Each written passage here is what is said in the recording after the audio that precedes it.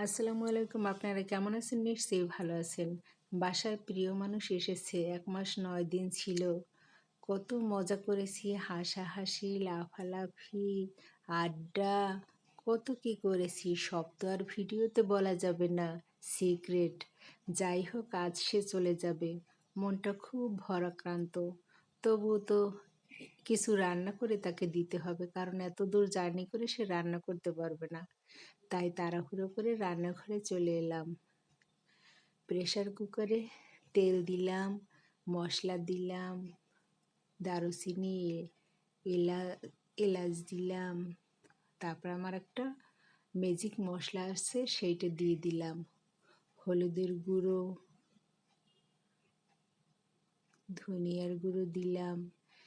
এরপরে নাড়াচাড়া করব। তারপরে চাল আর ডাল আমি সুন্দর করে ধুয়ে রেখেছি, পানি ছড়িয়ে রেখেছি, এটা দিয়ে দিলাম। দিয়ে সুন্দর করে নাড়াচাড়া করব। আর পানি দেব। সাধারণত রান্না করার সময় ১ গ্লাস চালে আমি ২ গ্লাস পানি দেই। এখানে খিচুড়ি অনেক দূরে যাবে, তো তাই একটু কম পানি দিয়েছি, যাতে খিচুড়িটা ঝরঝরে হয় আর ভালো থাকে। আর একটা ম্যাজিক মশলা তৈরি করি, সেটাও দিয়ে দিয়েছি। এবারে পানি ঢেলে দিলাম।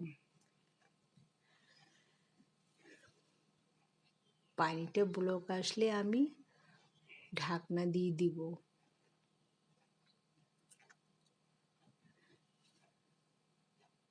এই খিচুড়িটা রান্না করতে বেশি সময় লাগে না, ১০-১২ মিনিটে হয়ে যায়। আর মিউজিক দেব ৬টা। দেখেন কত ঝরঝরে খিচুড়িটা, ভুনা খিচুড়িটা হয়ে গেল। আর খাওয়াবো কি দিয়ে দেখুন।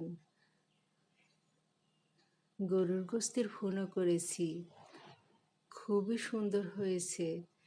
আর আমার প্রিয় মানুষদের তো গরুর গোশত খেতে ভীষণ ভীষণ পছন্দ করে, তাই তাদের পছন্দ অনুযায়ী গরুর গোশত আর ভুনা খিচুড়ি রান্না করেছি।